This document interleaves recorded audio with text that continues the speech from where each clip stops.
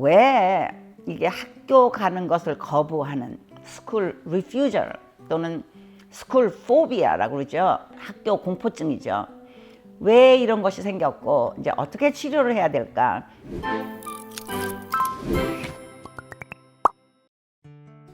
여러분 안녕하십니까? 정신과 의사 수전정입니다. 어느 날 벨플라워라는 저쪽 동쪽에 있는 카이저 병원에 있는 의사 한 분이 자신의 14살 된 딸을 데리고 저를 방문하러 오셨습니다. 14살짜리 딸이 지난 한 2, 3년 동안에 학교 가는 것을 그렇게 거부를 한대요. 어디서 소문을 듣자 하니까 제가 치료했던 환자 하나가 뭐 한 번 보고 나서 그 다음에 학교를 갔다 뭐 이런 소문을 들으셨답니다. 그래서 얘가 왜 이게 학교 가는 것을 거부하는 스쿨 리퓨저 또는 스쿨 포비아라고 그러죠. 학교 공포증이죠. 왜 이런 것이 생겼고 이제 어떻게 치료를 해야 될까? 이제 그걸 제가 이제 고민하게 됐습니다. 이 아버지와 함께. 본래 이제 스쿨 가는 것을 아이들이 거부하는 것은 대개는 처음 시작할 때, 그러니까 유치원이나 1학년 때 많이 생깁니다. 근데 그건 뭐냐면은 대개 아이들이 그때 처음으로 엄마를 떨어져야 되니까 separation anxiety가 생기는 거죠. 처음으로 떨어지는 거니까 분리 불안증입니다. 그래서 그때는 어머니가 잘 이렇게 다독다독 해주시고 말도 잘 해주시고 괜찮을 거야. 너 이제 조금 있으면 아주 너 친구들도 생기고 엄마는 네가 잘할 거라고 생각해. 그리고 아이를 갖다 잘 이렇게 용기를 주시고 선생님도 이렇게 많이 반갑게 맞아주시고 뭐 야단을 치는 것보다는 울더라도 조금 참아주시고 이렇게 하면은 한 2, 3주 있으면 아이들은 그다음부터는 학교 가려고 막 아침에 튀어나옵니다. 그래서 그때는 치료가 비교적 쉽습니다. 딱 한 가지 제 경험에 의하면은요. 재미있는 것은 어머니가 불안할 때가 더 많습니다. 분리 불안장애가 어떤 점에서는 우리는 아이라고 생각하는데 무의식적으로 어머니들이 그런 경우에는 이 치료가 잘 안 됩니다. 제가 그걸 어떻게 알았느냐면요. 이제 지금은 우리가 모두 핸드폰을 가지고 다니지 않습니까? 그러니까 어머니가 어딜 가더라도 전화가 있는데 제가 처음에 이제 의과 레지던트를 시작했던 50년 전입니다. 1973년에 제가 이제 정신과 트레이닝을 시작했으니까요. 그때는요, 아이가 이제 울고 뭐 난리를 피면은 학교에서 엄마한테 전화를 합니다. 얘가 너무 울고 수업에 지장이 많으니까 어머니가 와서 얘를 좀 데려갔으면 좋겠습니다. 그러면 이제 어머니들이 얼른 와서 이제 데리고 가는 거죠. 그러니까 제가 그럽니다. 이런 엄마들한테. 제발 집에 있지 마세요. 그래서 전화가 오더라도 엄마가 데리러 가지 못하는 경우는 아이가 그다음엔 거기에 적응합니다. 그래서 선생님이 얼마나 재미있고 아이들이 친구가 얼마나 좋은가를 그렇게 해서 알게 되면은 아이가 자연히 적응해서 학교를 가게 됩니다. 그러는데 어떤 어머니는요 그걸 못합니다. 그래서 제가 이제 가서 갈 데가 없으시면은 도서관에 가시든지 아니면 뭐 다른 일을 보시든지 뭐 마켓을 가시든지 그렇게 하세요. 그러는데 그렇게 못하는 어머니들이 있으셨어요. 왜 그러냐면은 이 어머니는 자신이 불안하니까 학교에서 전화가 왔을 때는 자기 빨리 가서 애를 데려와야 된다고 생각하는 어머니니까 이런 경우는 더 시간이 오래 걸리죠. 그래서 아이가 학교에 대해서 공포를 가지는 것이 꼭 아이 문제만이 아니고 아이가 가장 존중하고 사랑하고 어태치가 되어 있는 엄마들이 불안한 거죠. 그러면은 이 치료가 조금 늦어지는 수가 있었습니다. 어쨌든 그거는 제가 발견했던 건데 두 번째로 스쿨 포비아가 많이 생기는 때가 언제냐면은 아이들이 중학교나 고등학교에 간 사춘기입니다. 그때는요 많이 아이들이 이제 호르몬의 영향으로 불안해지기 쉽고 우울해지기 쉽고요. 그때 자기 정체성을 찾기 위해서 마음이 많이 이렇게 오르락내리락 할 때입니다. 기분이. 그리고 자신이 누구인지 자신의 정체성이 잘 확실치가 않으면은 더 자신감을 잃어버리죠. 그런 시기에는 집이라는 데는 자기를 갖다 이렇게 보호해주고 편안하게 하는 데는데 학교는 그렇지 않거든요. 그래서 이즘 학교가 좀 더 그렇다고 합니다. 아이들이 뭐 소셜 미디어에 많이 노출되고 그런 데에 너무 신경을 쓰다 보니까 이 불링도 많아지고 학교의 선생님한테 제가 여쭤봤더니 요즘 좀 가르치기도 어렵다고 그래요. 그래서 학교가 어떤 점에서는 이게 그 정글같이 된 겁니다. 그래서 자신감이 없고 우울한 애들이 거기 가서 보호를 받지 못하니까 집을 떠나지 않으려고 그러는 거죠. 그러면 학교 가는 게 힘들어지고, 이게 이제 정신과에서는요, 아이들이 학교 안 갈 때는 이거는 준응급 상황으로 봅니다. 왜 그러냐면 하루 안 가잖아요. 그럼 그 다음날 가기가 더 어려워집니다. 쉬었기 때문에 괜찮을 것 같죠? 아니죠. 이럴 때는 익스포저가 필요합니다. 거기에 이제 당해야 됩니다. 그래서 그걸 견디고 나면 그 다음에는 자신이 생기니까 그 다음날 가기가 쉬운데, 안 가면 그 다음날은 더 못 가고요. 그러다 보면 그게 며칠이 되고 몇 주가 되고 그렇게 됩니다.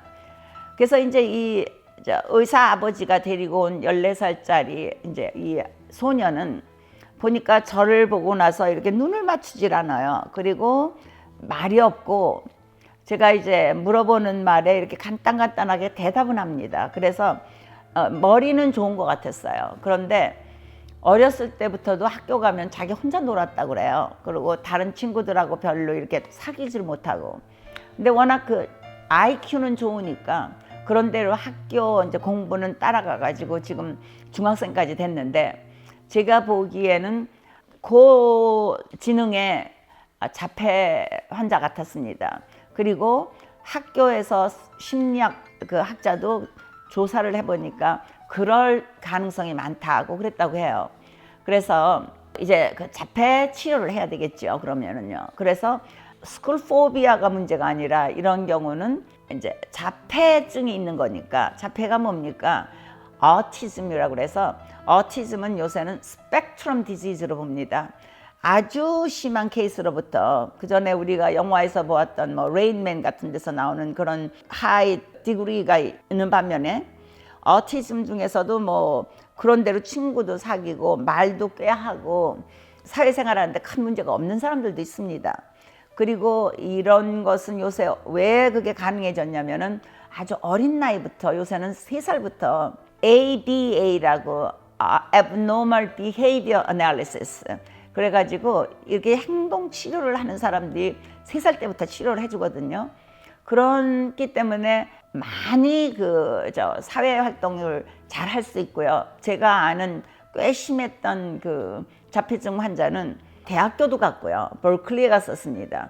그리고 대학교 나와서는 지금 직장도 자기가 구해가지고 일을 하고 있습니다. 물론 그 직장이 사람을 많이 상대하고 이런 건 아니고, 어느 건물에 이제 시큐리티 카메라가 있으면은 그 밤새 찍은 거를 그 다음날 누군가는 그걸 다 보고서 어떤 문제가 있었는지를 다 조사해내야 되는데, 그런 잡을 본인이 구해가지고 지금 거기서 월급도 받고 독립해서 지금 살고 있습니다.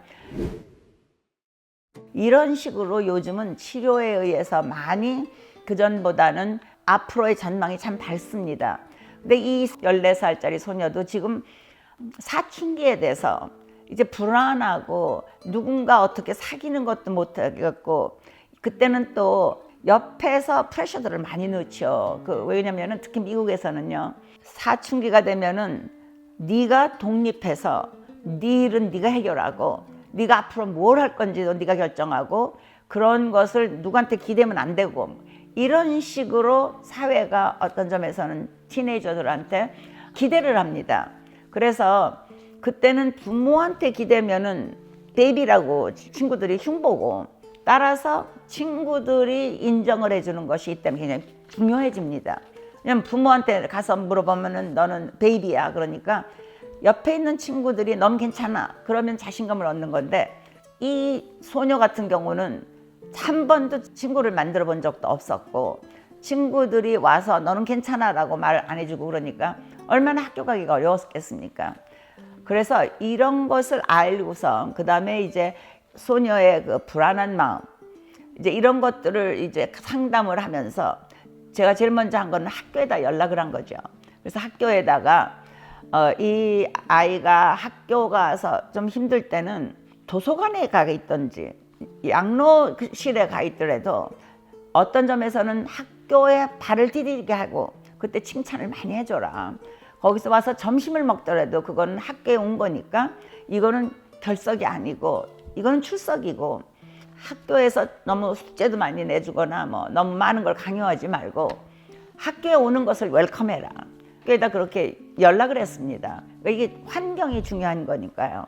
그리고 머리는 좋으니까 공부는 큰 문제가 없었거든요. 그 전에 제가 또 한 가지 발견한 거는요, 학교를 가지 못하는 아이들 중에는 발견되지 않고 밑에 깔려있는 주의 산만증을 가지고 있는 사람들이 꽤 많습니다. 특히 한국인들 중에서는 부모님에게 주의 산만증이 많기 때문에 아이들에게 이게 유전적으로 내려온 경우가 많습니다.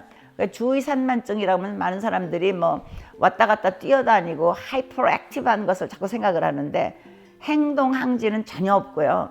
그냥 inattentive type, 어텐션만 잘 못하는 경우가 있어가지고 어떤 아이들은 이제 그것 때문에 많이 고생을 합니다. 그런데 그것을 발견해서 어텐션을 좋게 해주면요, 얘들이 학교에 가서는 반짝반짝하고 말도 잘하고 뭐 클라운 노릇도 잘하고 그래가지고 아주 그 코미디언 같이 인기가 많습니다.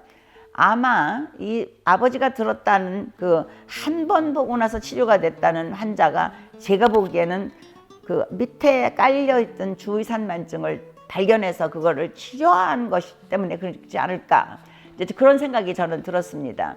그래서 스쿨 포비아 해서 학교를 못 간다는 것은 그것 자체가 병보다는 제가 지금 말씀드린 것처럼 어머니의 불안증이라던가 자폐아 증상이 있었다던가 아니면 주의산만 증세가 있는 사람이 그런 것이 발견되지 못하고 치료가 안 된 상태에서 나타나는 그런 증상일 때가 꽤 있다라는 거.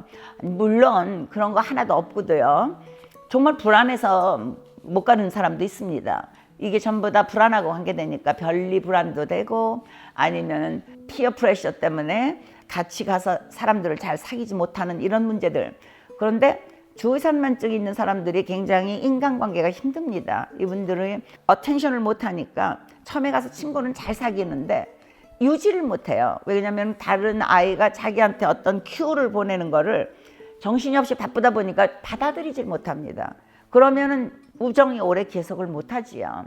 그래서 친구하고 오랫동안 연결이 잘 안 되고 그러다 보면은 쉽사리 무슨 그 컨플릭트가 생겨가지고 싸움을 많이 하게 되고 선생님하고의 관계에서도 그런 문제가 생길 수가 있고요.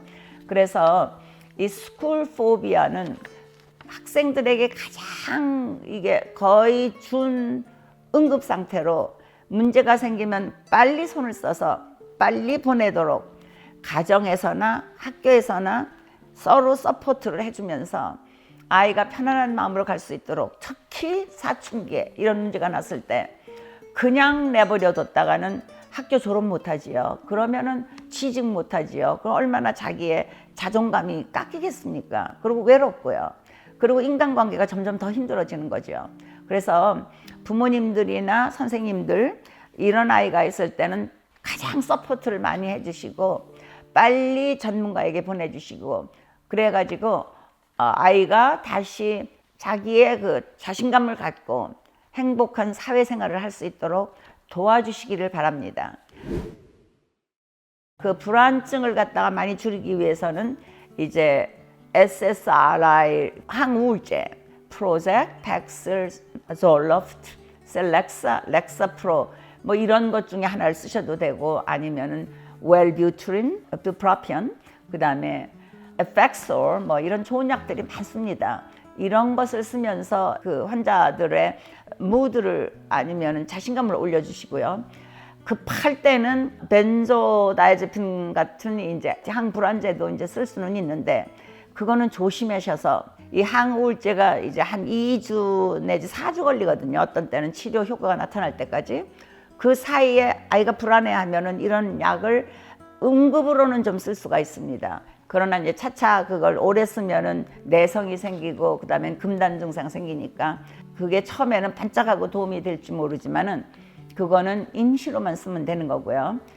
요즘은 그 습관성이 없는 항불안제도 좀 나오고 있습니다. 그래서 그런 것을 일단 사용하시는 것도 도움이 됩니다. 그러나 중요한 것은 학교와 가정이 같이 힘을 합쳐서 아이를 갖다 편안하게 자신감을 갖도록 도와주시고, 이제 약물 치료도 굉장히 중요한 것이, 아이가 혼자서 하기에는 너무 불안한 그 성격을 가지고 태어난 아이들도 있고, 또 주의산만증을 가지고 태어난 아이들은 되게 많이 불안해하고 예민합니다. 그래서 그런 것을 치료하면서 이 불안증도 어느 정도 잡아주시고, 자꾸 서포트 해주시고, 너는 할 수 있고 우리는 너를 믿어준다. 야단치는 거는 도움이 하나도 안 됩니다. 그랬을 때는 야단보다는 이해해 주시고 받아주시고, 그다음에 희망을 주시고, 그러기 위해서는 부모님도 희망을 가지시고 치료에 임하시면 참 좋겠습니다.